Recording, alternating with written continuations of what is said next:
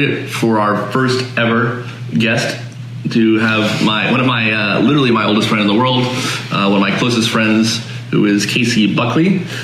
Casey is our local lifesaver for Palm Beach County, and he'll tell you a little bit more about himself in a second, but he's been doing it a few years, and he does a lot of pool safety fences down here in South Florida. He advises a lot of parents on the best options to keep their homes safer when it comes to the backyard and when it comes to pools. And given that he is kind of the local pool safety expert for South Florida, and we're in Water Safety Month, I thought that he would be a good first choice. And since I know him well, if we screw this up, I don't feel bad. So that maybe I feel more comfortable.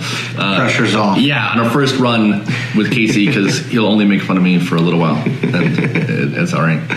So like I said before, what is kind of your origin story? Where did you come from? Like, if you had a superhero origin story, what would be the Casey Buckley version? Well, I was born in the house next door to where we're at right now, as a matter of fact. That is cool. I've known Eric since I was probably 2 or 3, give or take. Roughly. And so we're talking over 30 years now. We're getting older. You are getting older. And, my family is, I come from a family of plumbers. And so my father was a plumber, and I also fell in those footsteps as well. I have a Florida plumbing license. And I was running my... That wasn't the plan. That was not the plan, no. I actually have a degree in psychobiology from FAU, and I was on my way to medical school, I guess, at some point. And my father had an accident, and I kind of took over the plumbing business. So I was doing that for almost 8 years, I would say. And it wasn't like your typical fixing toilets plumbing business, right? No, we did high-end new construction, and a bunch of employees. Yep. Trucks on the road. Yep. We were, small to middle, sized plumbing company, and it was, it wasn't exactly what I wanted to do, but things happen, and I was more than happy to take over the business. So I ran the business for a while. It was tough, especially, that was 2005, 2008. So how old were you? Well, you were 81, so you're 24? Yeah, give or take. Yeah. I mean, you kind of took over Buckley Plumbing around the same time I took over Lifesaver. I was like 22, Yeah. Which, at the time you think you're a smart dude at 21, 22 years old. Yeah, you got it all figured out. Yeah, but looking back to take over a company in your early 20s. Yeah. I mean, I know people in their early 20s. And to go get a plumbing license when, I had been doing plumbing for a long time, but, I certainly didn't know anything about contracting. And all your employees were much older than you. They taught me how to plumb. Yeah. But I... being a plumber is one thing, being a contractor is another. And a business owner. And a business owner, exactly. Yeah. So, there was quite a learning curve there. But anyways, we managed to make it through. We squeaked through the crash there, and the construction crash back in those days. And but we weren't making a whole lot of money, and it was just, it was becoming kind of an aggravation. So I would say about maybe 5 or 6 years ago, so somewhere around 2013, give or take, you and Eric and his father, Robert, had kind of approached me a couple times to come on board and kind of take over Palm Beach County as the local lifesaver guy. But I was hesitant at first. And because it was kind of it was a risk, because we knew that it was going to do okay, but how well were we going to do? We weren't sure. So, and I was kind of leaving. I was leaving everything that I had. Right, you had an established. We had an established company, but it was just it was kind of a turning point. I was over it. My father didn't want to, kind of continue, and So it was just a transitional period, and looking back, I should have done it a long time before that, but because I'll never go back, even though I still have my plumbing license. But So I've been doing Lifesaver Pool Fence of Palm Beach County, which is my company that we started. And so I'm Lifesaver's distributor for this area. And we started that company right around 2013, I want to say, give or take. And for anybody who doesn't know, so how it works is there's Lifesaver Pool Fence Systems, which is the parent company that I'm the president of. And we have local lifesavers, which I've been trying to call more instead of lifesaver dealers, around the country. There's a lifesaver of Atlanta, there's a lifesaver of Orlando, there's a lifesaver of New York and New Jersey and Los Angeles and Toronto. We've got about 60 lifesavers around the country, and then we're in 15 additional countries on 5 continents worldwide. So there's also a lifesaver of Thailand, there's a lifesaver of Portugal, there's a lifesaver of Dubai. So there is a lifesaver of pretty much anywhere, definitely in the U.S. and even internationally. So Casey is the lifesaver of Palm Beach County, which happens to be where we're based out of in Delray Beach, Florida. And we have a 16,000 square foot facility there where we manufacture the fence, where we distribute it out of. We also have another shipping center in California that services all of our West Coast dealers. So, California, Arizona, Texas, etc. They're able to take advantage of shorter shipping times on the West Coast. So yeah, Casey's the local lifesaver guy that happens to be in our backyard right here in Palm Beach County, which is nice because you work kind of at our office. Essentially, you kind of work, from the factory. Yeah. So I'm fortunate for that, and so it's going well. So yeah, you started about 5 years ago. Yep. And immediately started doing. And I've known about pool fence for forever because, like I said, I've known Eric and his father Robert for literally my entire life. And Eric can tell you more about the origins of Lifesaver, but my memory serves me that they started out of their garage essentially across the street from Eric's house now. And your house. When we're in Boynton Beach, Florida, on the same street that we grew up on. So I remember them, literally making fence in the garage and going around and putting pool fence in. That was almost 30 years ago at this point. Yeah, so we started in 1987. So this is our 31st year in business. There you go. And initially started doing childproofing, which we're getting back into now. We're talking about general child safety and childproofing products. We're soon launching our childsafetystore.com, which I'm super excited about. And yeah, so for anybody who doesn't know, and I guess it's appropriate for the first one, how Lifesaver started was my dad was kind of in the same boat you were. He was in a company doing a business that he just wasn't really enjoying, and he got out of that. It was petroleum engineering, and he wanted something small and something meaningful. So we got into child safety and childproofing. Quickly realized that the pool was the most dangerous area of the house. Decided to focus on that. Started making pool fencing in the garage. My mom would sew the mesh all night, and then he would get up at between 3 and 4 a.m. and he would do a paper route. And the money he earned for the paper route was the money that he had for advertising. So whatever spare cash he could drum up delivering papers, that's how much he had to place ads. And there was no Facebook or AdWords, so local newspapers and direct mail, that kind of thing. So he would do the paper route, and then he would make fence during the day. My mom would take care of me. I was like 5, and my brother was like 2 or 3. And also run the office and answer the phone and schedule all the installations. Then he would go out and do sales calls and make the fence and go out and install the fence. And that was the first few years out of the garage, like you said. And then we got a smaller warehouse eventually, and then a bigger warehouse, and a bigger warehouse. And then he retired in 2001-ish. No, 2003-ish. I was about 21. And I'd been doing the web design thing and, built that up pretty well.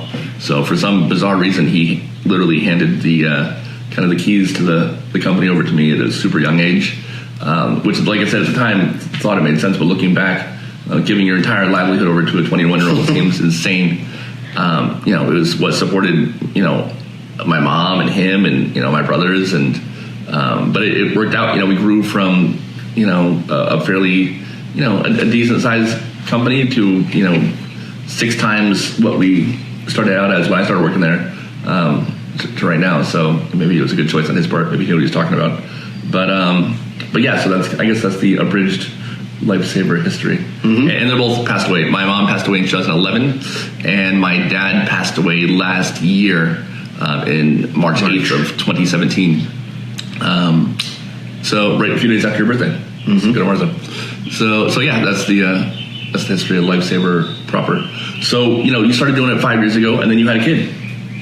We had a kid about 2.5 years ago. Yeah, so pool fence went from... so did that change your perspective on it? It certainly did. Yeah. Pool fence went from, being a way for me to make money to a necessary requirement in my house, because anyone with a 2-year-old in a pool, I mean, not only I just don't see how you could have a pool without a pool fence, not just because this is my business, but 2-year-olds are crazy and they're fast and they're ingenious and they can find ways to outsmart anything and everything.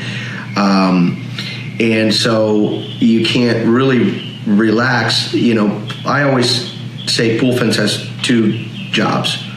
One is obvious, which is drowning prevention, which is why we do these things.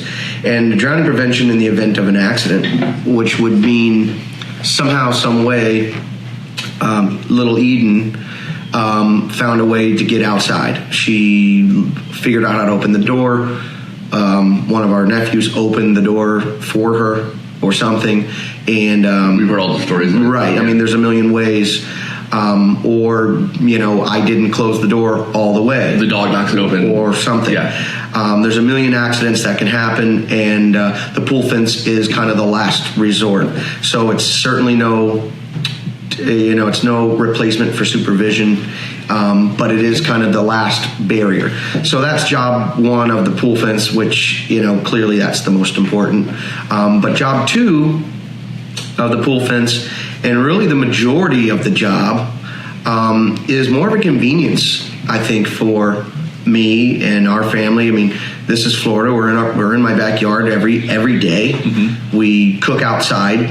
We hang out outside. We play. We draw chalk on the pool deck and whatnot.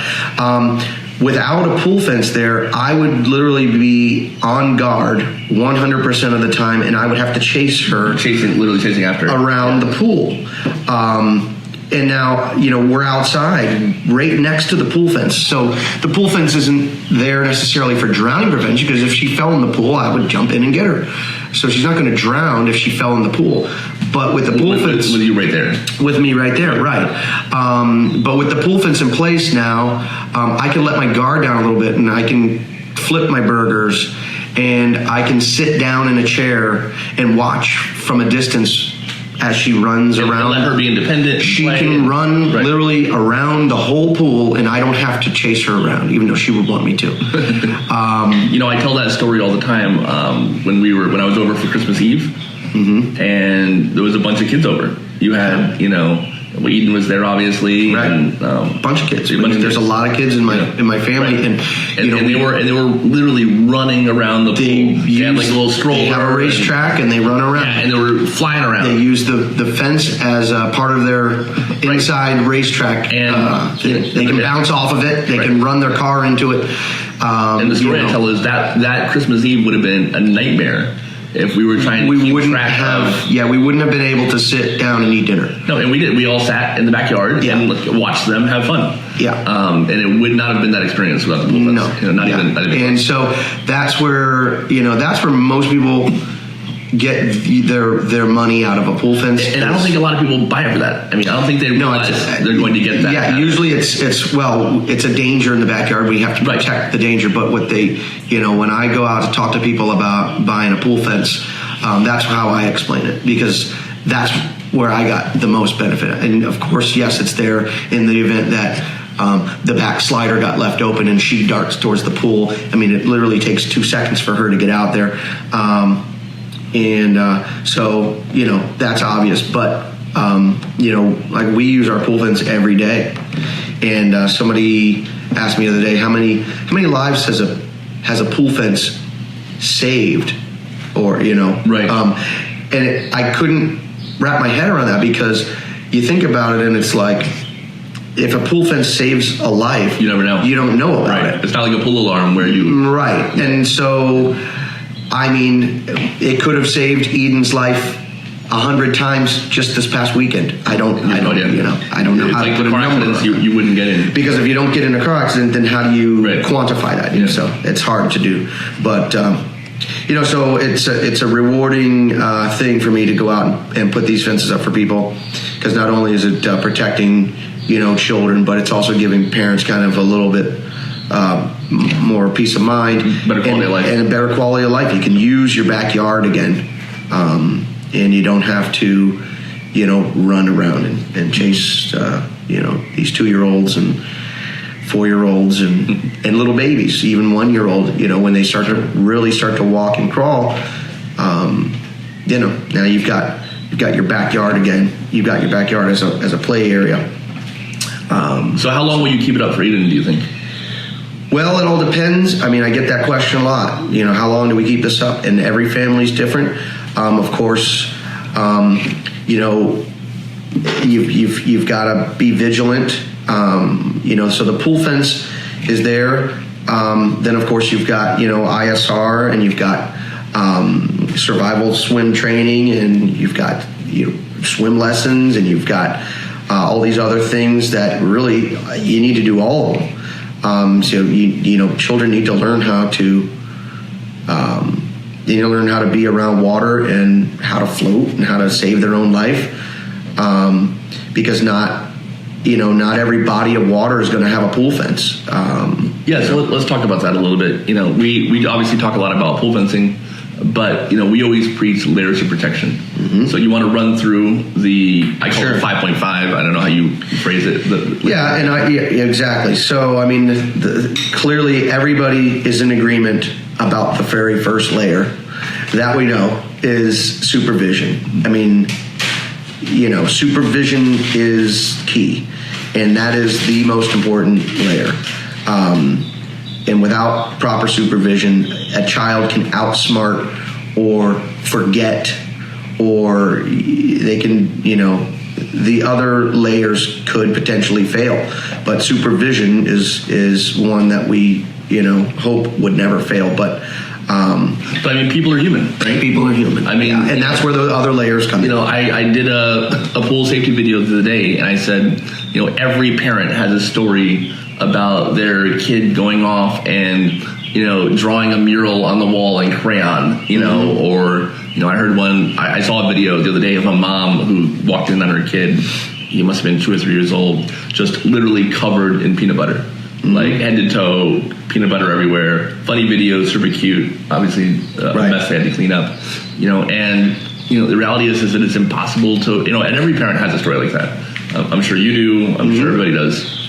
And those stories are kind of the proof that you can't watch a kid all the time. You're a person. You get phone calls. You use the restroom. You got to sleep at some point. Usually sleep at the same time as your wife, so you're both unconscious at the same time. Yep. There is plenty of statistics that show that a lot of children who drown were last seen in the house sleeping in their bedrooms. That happens constantly. So, it's impossible for anybody to supervise a mobile toddler 24/7. Yeah. It just can't be done. And, I said in that other video that, if you don't have layers of protection in place and you have a funny story about your child, doing something mischievous, that obviously was a product of lapse in supervision, mm-hmm. that you just got lucky that they didn't go in the pool. Somebody have a question? Stephanie says, even with proper supervision, it does fail. Children are too smart. Absolutely. I mean, in almost 70% and 69% of fatal drowning cases, one or both parents are supervising the child. Right. So the majority of the time. But you hear them all the time about parties. Right. Well, parties, there's a bunch of people. Well, and there's a psychological phenomenon called diffusion of responsibility. where the more people that are at an event, Right. the less responsible you feel for making sure everything is okay. Right. Because I think you're watching the kid. Right. You think Sarah's watching the kid. Right. Sarah thinks Auntie Jane is watching the kid. Right. And everybody figures someone else has got it. Yeah. And another thing that I've that's what we come talk to about notice too water watchers. is, because like I said, we've got quite a few children in the family. So we've got some 5-year-olds, we got some 7-year-olds. Now we wouldn't do this around the pool, but like last night we went out to dinner and we let Eden go with the 7-year-old. Sure. Just, okay, you guys are going to go play video games or do whatever. Right. And so now we've put the 7-year-old in charge Right. of a 2-year-old, so Blind leading the blind. They were right, Yeah. exactly. So I mean that, so anyways. But no, you're right. I mean, and then you can kind of, if someone isn't pool safety educated, you might be willing to do that. Okay, watch Eden and you're going to take her in the pool? Okay. Right, yeah. You might not realize, how dangerous the pool is. Yeah. Most people don't realize that it is the number one, unintentional killer of children between 1 and 5 years old. Mm-hmm. Most people assume it's got to be something else, car accidents or, anything besides the backyard pool, firearms, whatever it might be. But it's not. I mean, there's just the volume of children that passed away in pools is staggering. Mm-hmm. But we don't seem to have the same visceral reaction to an unprotected pool as we do, say, a baby sitting not in a car seat. Right. If you saw like a baby, a 1-year-old in a car without a car seat, right, you would think their parents were out of their minds. Yeah. Right. But you don't have that reaction when you see a pool family without a pool fence. fence. Yeah. And it should be. I mean, because more kids die in pools. So obviously, parent supervision is the number one layer of protection. So back to the layers, right?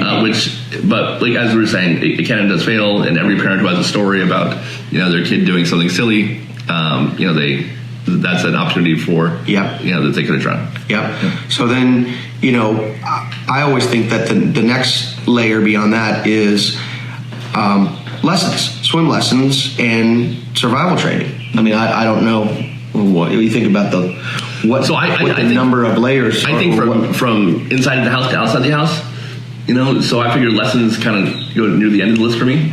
Gotcha. So I always do like door and window alarms first. Okay. We're thinking about the layers to get to the pool. What's I didn't read what Stephanie said. It was old.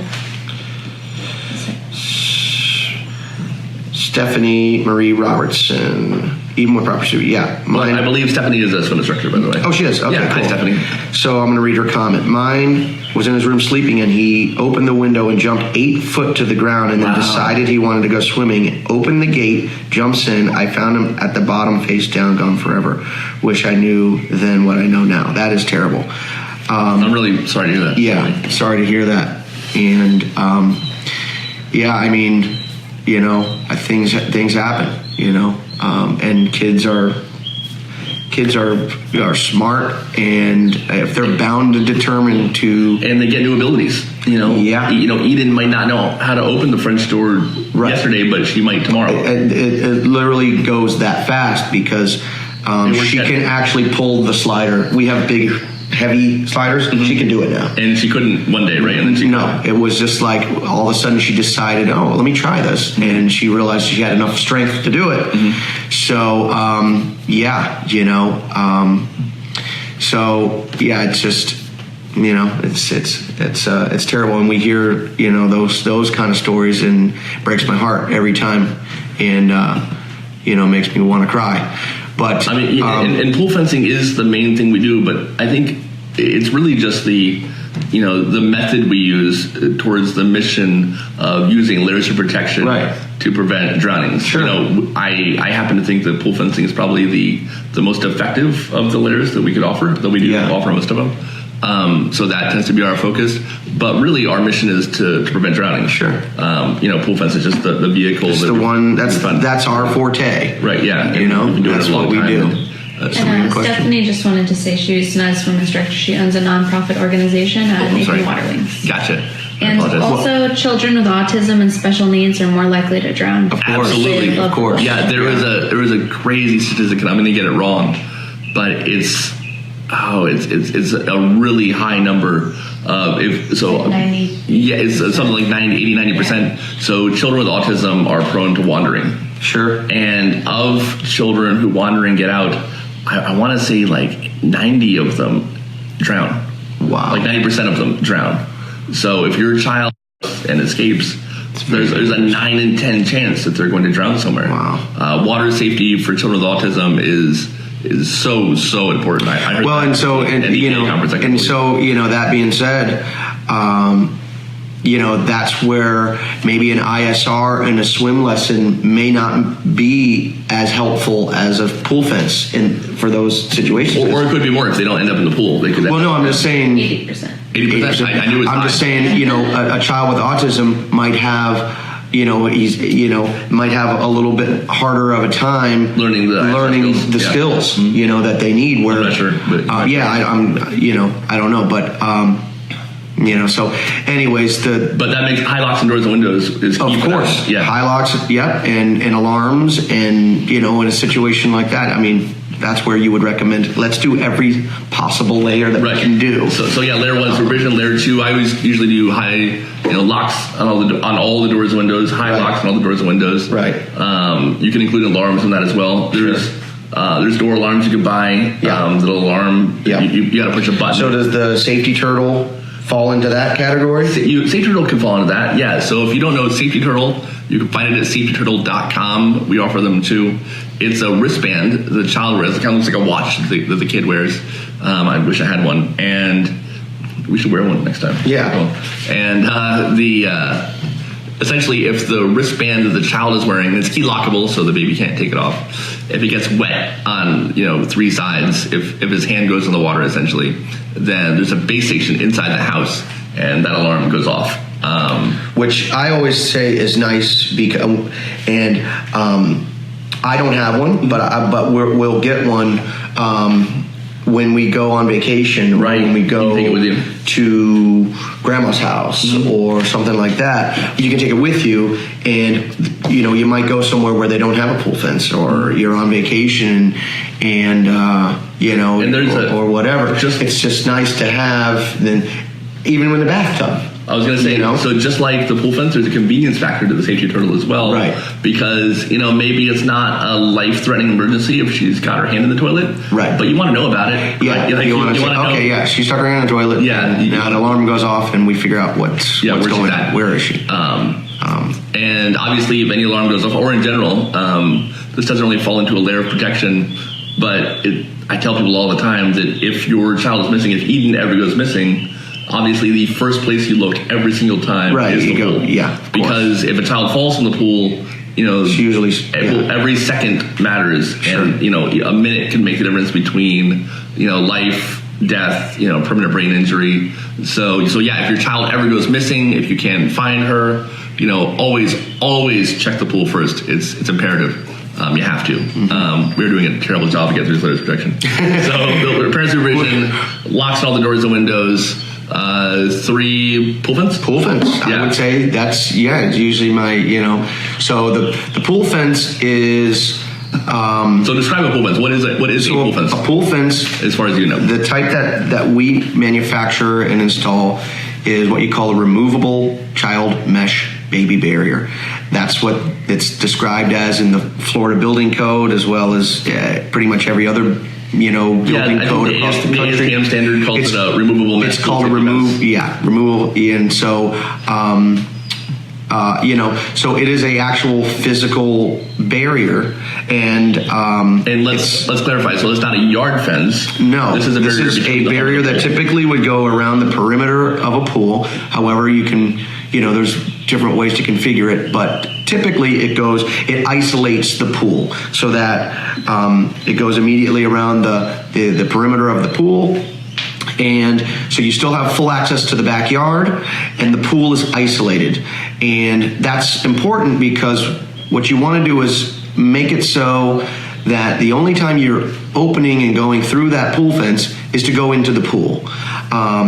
A lot of times people want to do, other configurations where maybe they don't go around the entire pool, but maybe they just cut their yard off, or, go between some columns or something. And that's a good option if that's your only option. But the problem with that, and we've seen it before, is that you end up going through that pool fence a lot more often. and you're not isolating the pool in that situation. And especially if you don't get a self-closing, self-latching gate. And so exactly. If you don't have a self-closing door in that pool fence, then you're literally opening the pool fence every time to go through. So to get to the grill, get to the backyard, right? Or let's say you have a dog. And now you've got to let the dog out. So that means you're opening that pool fence a lot more often, and the chances of it getting forgotten to get closed back for whatever reason. You want to tell that story about the dog, the guy who's watching his dog?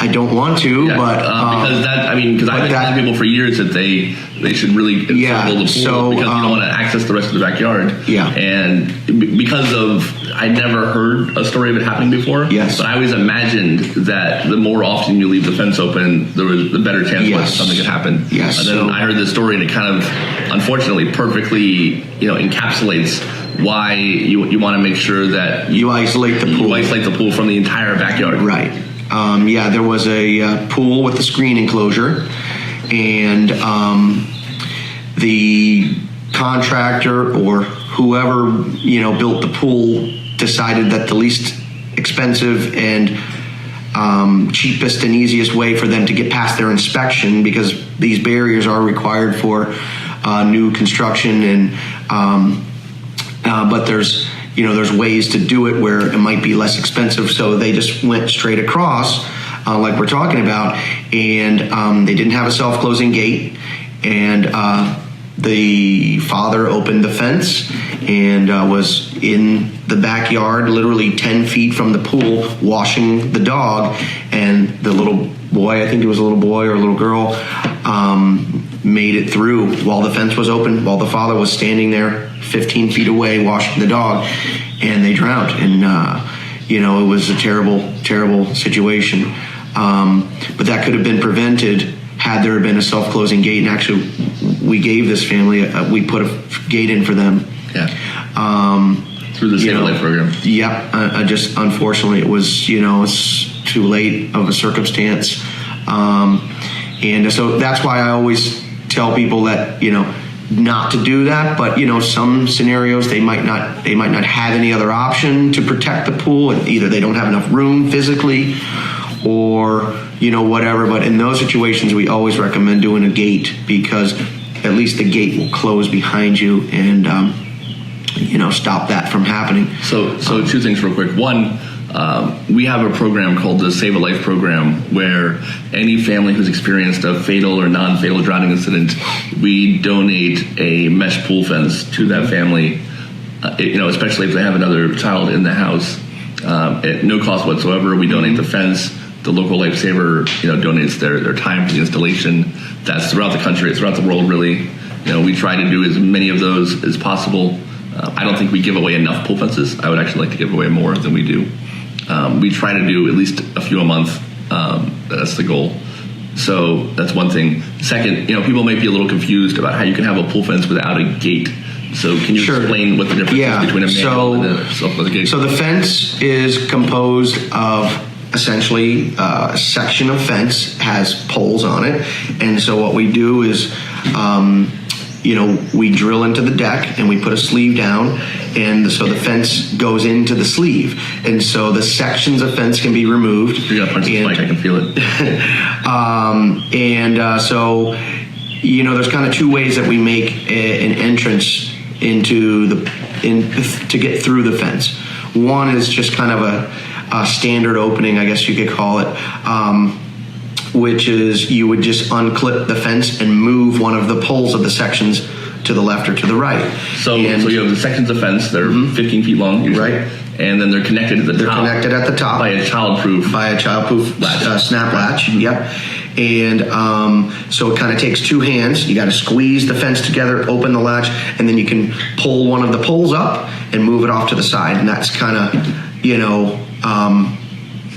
how you kind of open. We call it a manual opening, and that's how pool fence was invented. And that's how it was. That's how it was made. We came out with our self-closing gate in the early '90s. Right. That was the original. That was the only option. That's how pool fence was intended to be. Open. Right. So usually, if you do that, we drill an extra hole. We drill a layup hole so that you can lay back. I call it a layback hole. Layback hole. Yeah. Layup hole.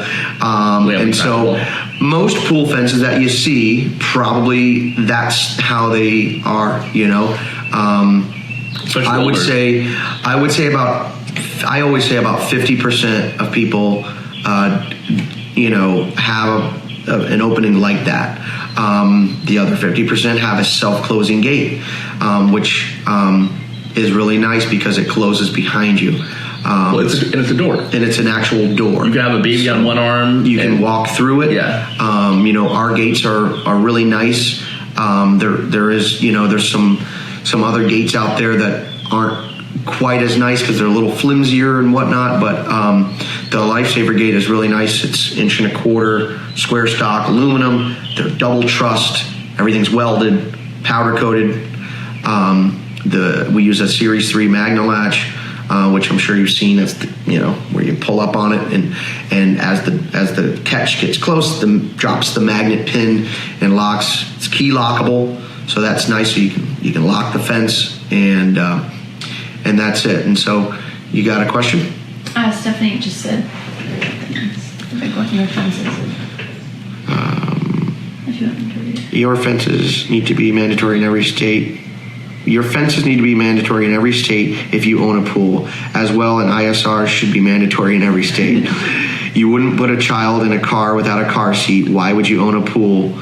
Did she get that quote from you? Yes, because that sounds like something that exactly what you said. That's my mantra. I'm glad it's getting out there. I mean, it's penetrating the universe. Yeah, exactly. If you go and finish it. Yeah. So if you wouldn't own a pool, what is it? If you wouldn't own a car without a car seat, you shouldn't own a pool without a pool fence and ISR. Yeah. Absolutely. Why own a pool and not have them ISR?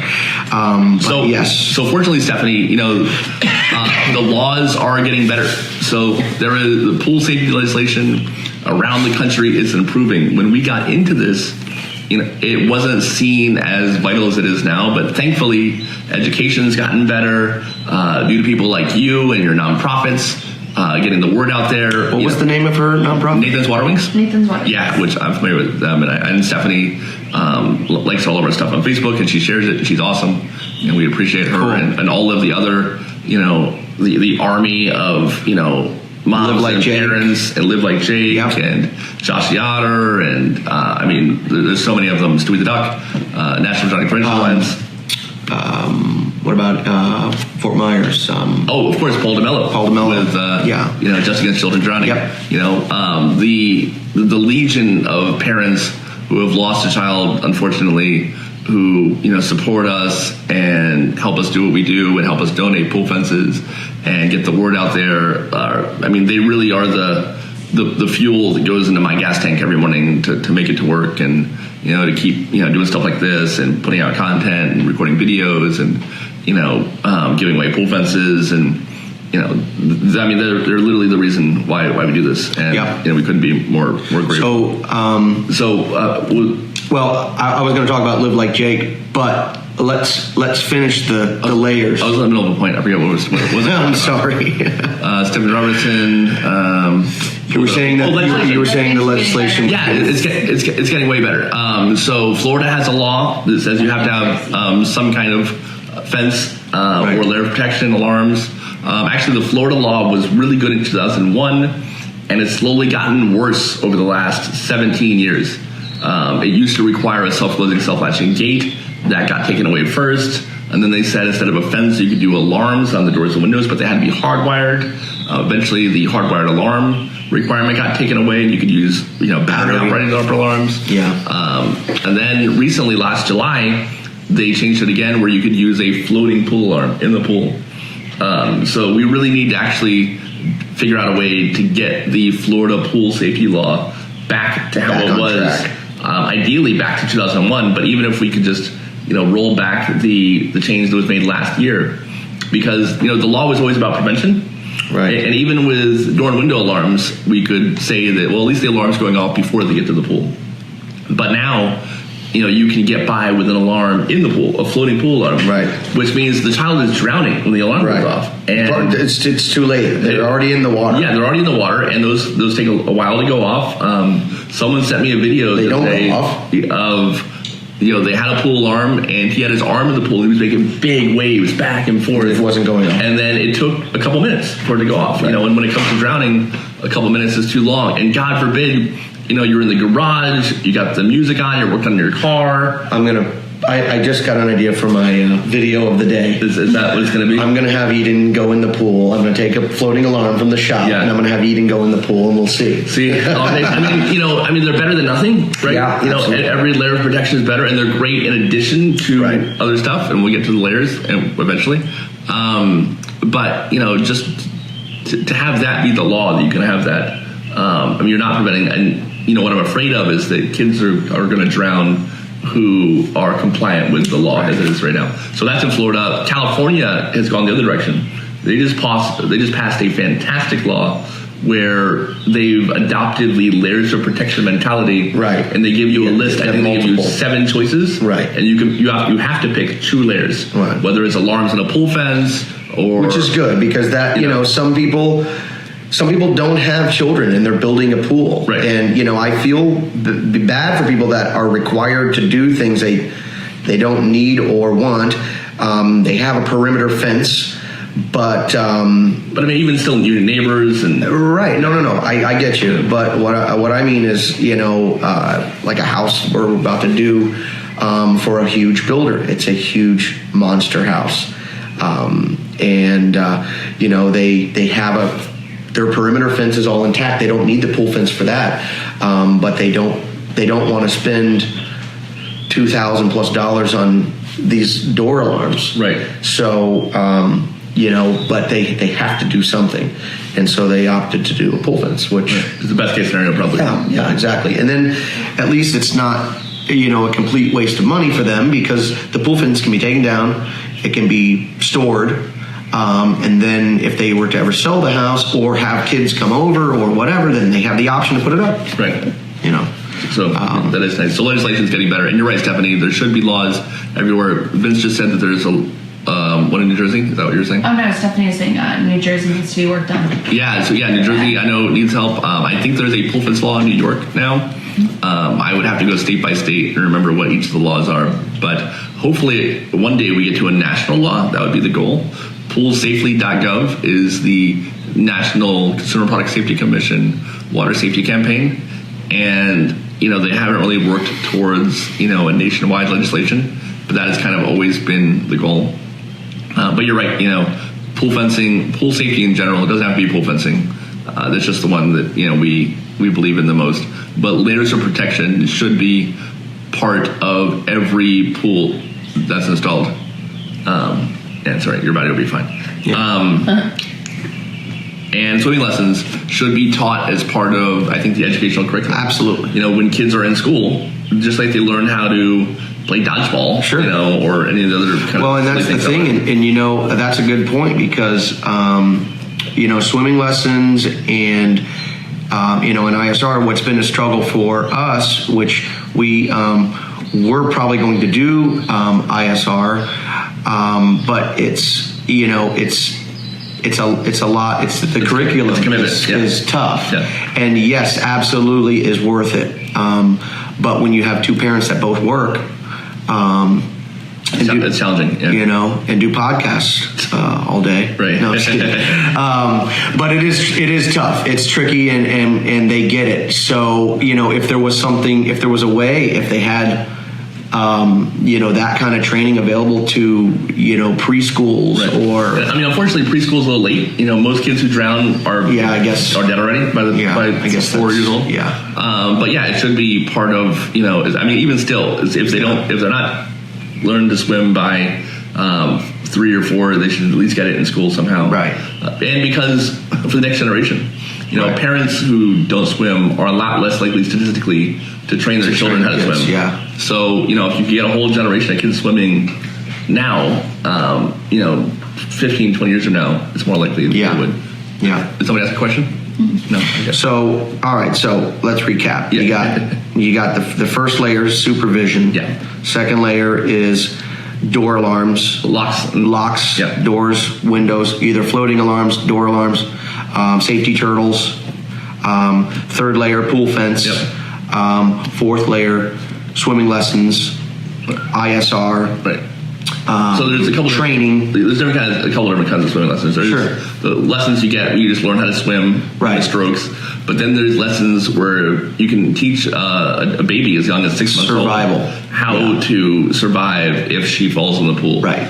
There's a few different kinds. There's ISR, which is the roll over and float method. Yep. First, they're taught how to roll over onto their back and float. Right. They're probably crying because they're unhappy about it. Right. And the goal is you hear them and you give yourself the most important thing in the world in that scenario, which is more time to get to them. Time to get them, and you find them. And there's amazing videos online. If you look up ISR videos, you can find videos of really young babies, learning to roll over and float on their back, saving themselves. There's a couple of other swimming curriculums where the child is taught to fall in the pool, turn back around, and then grab the edge. Go to the edge. That's a different program. Go back to the shore or the bank or whatever. Right, or the edge of the pool.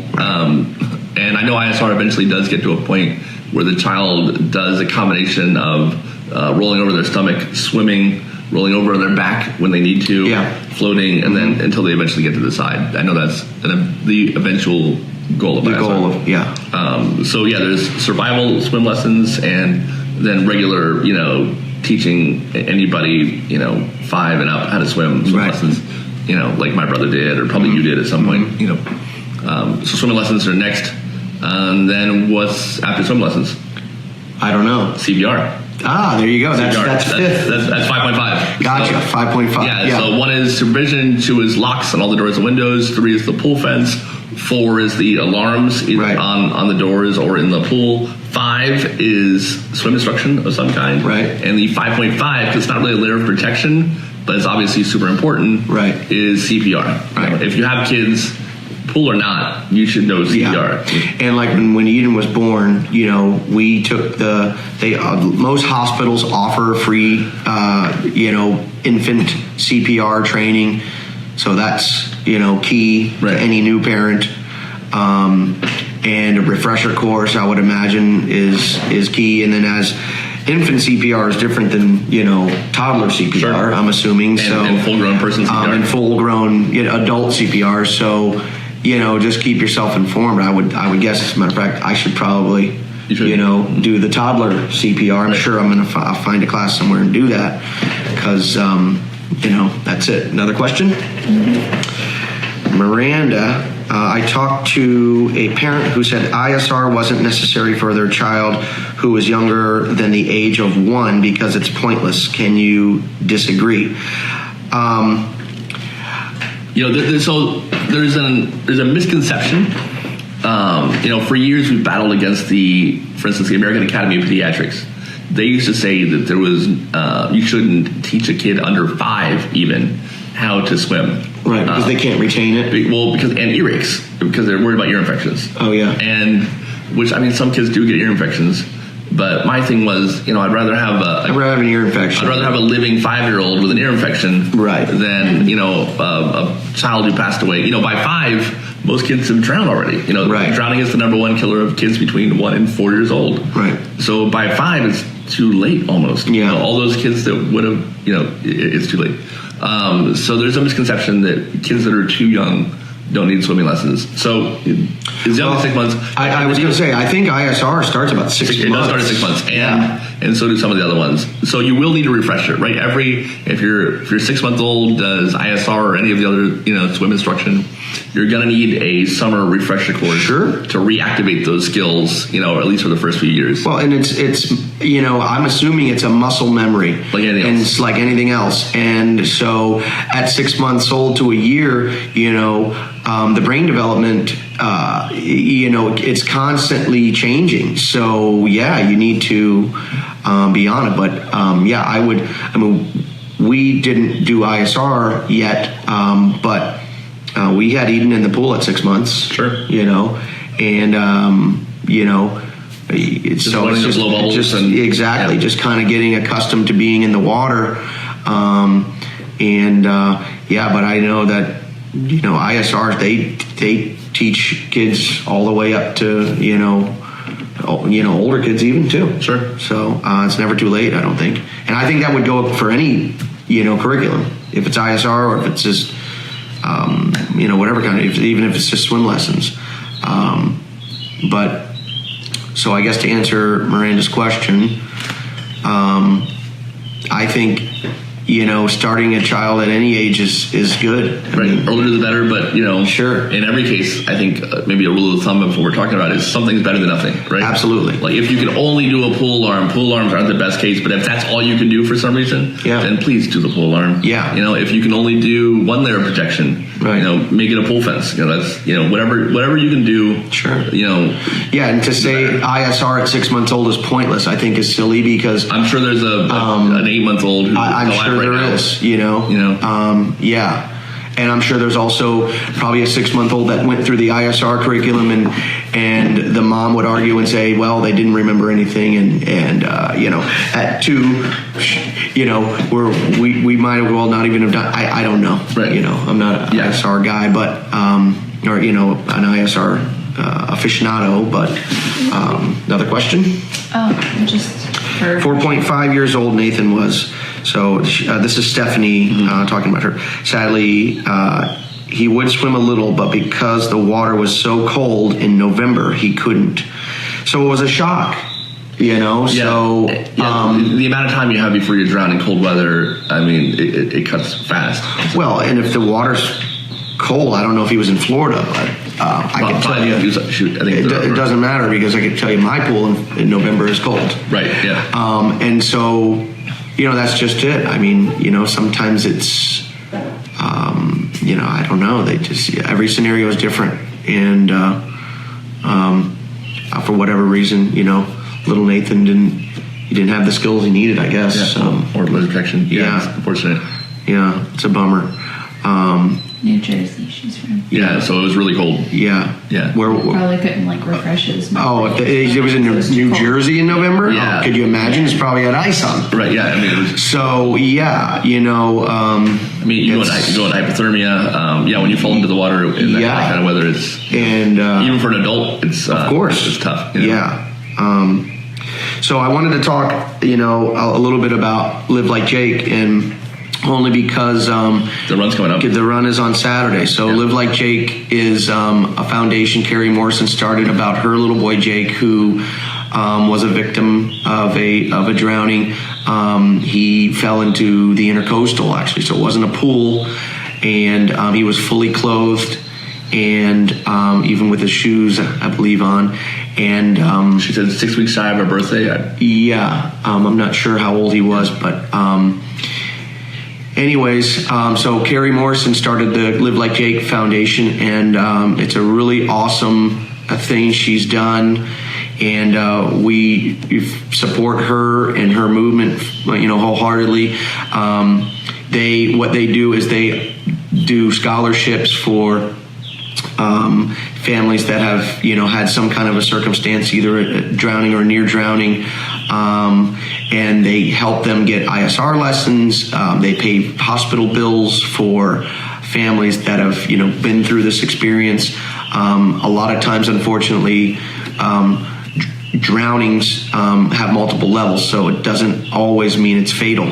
It could be brain damage or things like that. So in situations like that, there's, hospital bills accumulate really fast, and so Carrie's there to kind of offset that a little bit, as well as emotional support for, families that are going through this.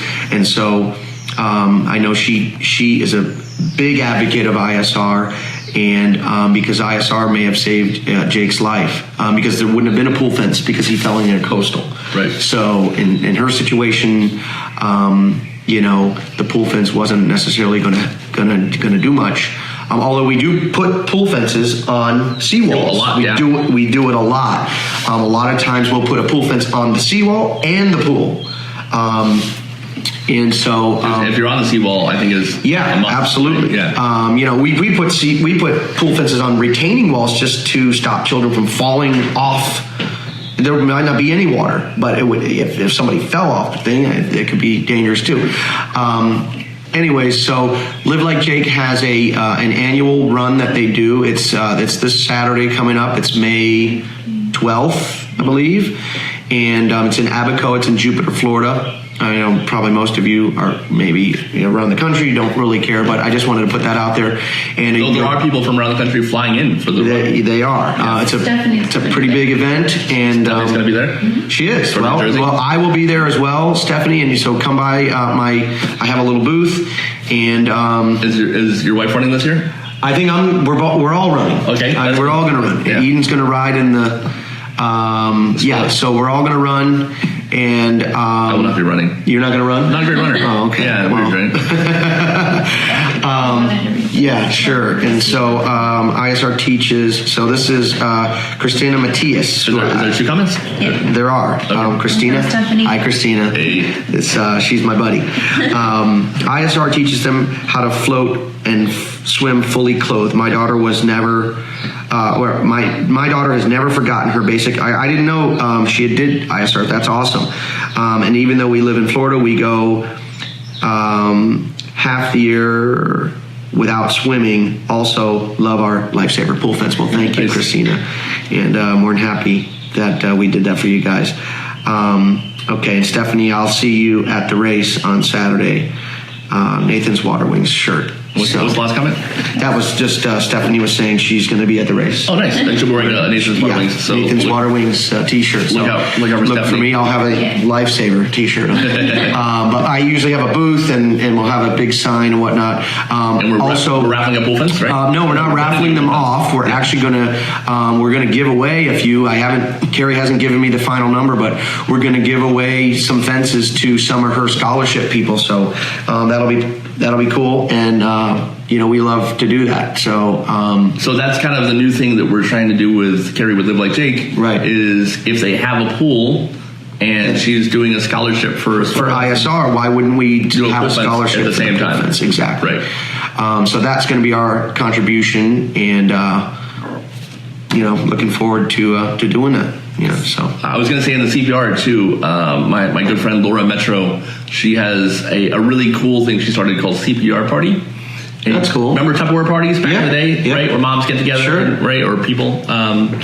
So same idea, right? Yeah. They, maybe wine after the CPR lesson. Yeah, let's do the wine after the CPR. Some kind of, hors d'oeuvres, whatever, make it a fun thing. And it doesn't get you CPR certified, but it teaches you. It's a refresher. It teaches you enough that you can be dangerous. Yeah. So in her case, her son Clay fell in the pool at a party, was yanked out, was unconscious, and a guy there who wasn't certified, he did what he'd seen on TV. Wow. Like he faked it. He knew what CPR looked like from television. Right. And he kind of probably got the basic concept. Right, and he did his best.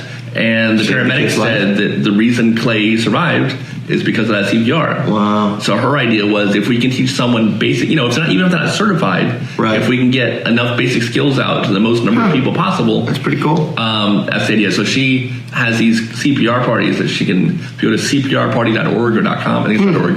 That's cool. You can go there, and I think she's got a kit you can download, or she can mail you, or help you set up the CPR party. Sure. And you host it for your friends. Throw a little get together, get everybody, semi CPR trained. Sure. And make it kind of a fun thing. Sure. That's cool. It's kind of a cool idea. Yeah. Stephanie wonders, Eric, are you going to be at the 5K? Probably not. Eric doesn't get up that early. Yeah, it's super early. I don't know if you can tell, but I'm in a wheelchair. He doesn't run either. Yeah, I'm not a big runner. I could go just to hang out, I guess. Yeah. But yeah, we probably wrap this up. Casey's battery is dying. Yeah, batteries are about to go. But yeah, I'm not sure if I'll be at the 5K. But to anybody who's visiting from out of state or even locally, I want all of you, if you are available on Friday or Monday before the race, if you want to come to Lifesaver and get a tour of where the greatest pool fence on earth is manufactured, you can do that. You can come see us. And I would love to have all of the people who are coming for Live Like Jake come to Lifesaver and meet me and see Lifesaver pool fence and see how we make a pool fence, and see kind of where everything happens, see where we play Jeopardy every day. I know Stephanie watches us play Jeopardy. Maybe play with us. That'd be cool. Sure. Yeah. Ooh, celebrity. So we've had a few celebrity guests, Jeopardy contestant. Yeah. So yeah, if you're coming in town for the race and you can, make it on Friday, or if you stay until Monday, come hang out with us. And I think our Instagram is over. That's all right. But yeah. Probably so I think unless anybody else has any more questions, we'll give a couple minutes. But anything else you want? So obviously we talked a lot about the pool. What other, just real quick, what other child safety stuff have you done in the house for Eden? We really focused. Yeah. So one thing, and I don't know the name of these things, but we just got them on Amazon. I can get them for you. I'm sure you can. Yeah. Which I thought were really cool. They're magnetic cabinet locks. Yeah. So there's Kidco makes them. Safety First makes them. Yeah, Kidco. Yeah. Wasn't Kidco. This is a really nice. I just got them from Amazon. Yeah. But they've worked great this whole time, and what's really nice is you can't even see anything from the outside, and they're not like the plastic ones. Is that where you use a magnet to unlock it? You use a magnet. Yep, we've got a magnet. We stick it up on the thing, and on some of the drawers now, she's old enough where we can let her get into the pots and pans, but I don't want her getting into the chemicals and stuff. So we keep those on, and you put the little magnet up, and it opens, and it's really cool. Those are going to be on Child Safety Store. Those were great. Yeah. There was a couple other ones that we found. There was a one that you wrap around and just to keep the garbage can closed, but the magnetic ones have worked the best. Those other ones, she could figure out how to pull it off, and some of them weren't very sticky. You've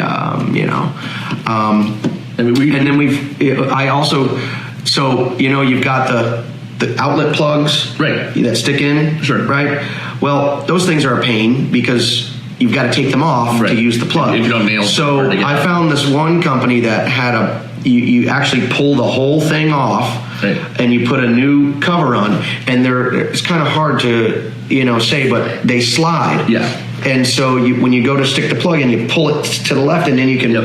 And those are really nice because there's nothing that can get lost or fall off, because those other little plugs, you take them off, you lose it. And I was wondering if people choking on them. But it's also not safe to have this little plastic thing. Right.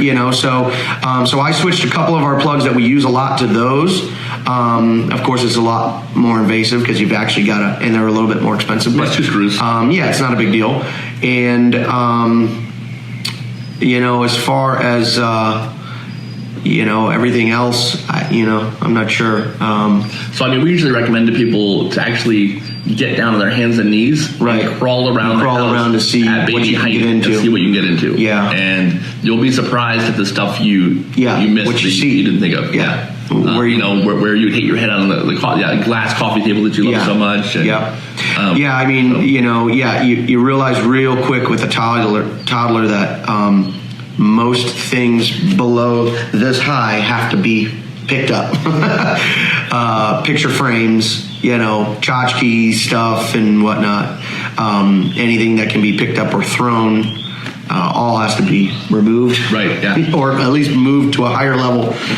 And at least for 15 years. Yeah, exactly. 15 years, maybe. It's. I would imagine that child protection is all. It's an individual family kind of a thing. Everything every family's different, every child's different, every house is different. So you really got to kind of take it case by case. But there are some child-proof guys out there. Yeah, the child-proofers. Child-proofers that anybody can Google child-proofer in your area, and people will come out and kind of look over your thing. We don't have stairs at our house, but a lot of people have stairs, so gates for the stairs. We have a great child-proofing guide on our website. It's a room by room. On poolfence.com. That goes kind of through each room in the house. It's actually really nice. Yeah. That my dad wrote in 1987, 88. and it's still, we've updated it, but for the most part, the info is still good. Yeah. Not much has changed. Outlet Sure. plugs and maybe some of the names of the products, and maybe a little bit more about wires and computers and stuff. But for the most part, same advice. Which is kind of neat. Yeah, very cool. Awesome. Well, I think, are we done? I'm good. All right. We can always do it again. Yeah, exactly. I know where you live. Yeah. All right. Well, thank you very much. No problem. Thank you. That's the first one. All right. We survived. Congratulations. Yeah, absolutely. All right, guys. We're going to do this as often as possible. I don't have a set schedule yet, but pretty much as quickly as I can get guests. If you want to be Casey, if you want to do this, you don't have to be local. We have a Skype version of this that we're going to do, so people can use a webcam and be a guest remotely. In fact, that's probably going to be the bulk of the people we have on. But if you are local, obviously, you can come and do it in person too. So if you have any interest in being a guest on this show, send us a message on Facebook, and we will probably make it happen. So thanks for everything. This is the first one of many. I plan to do hundreds of these, so I'm really excited about it. And I will see you next time.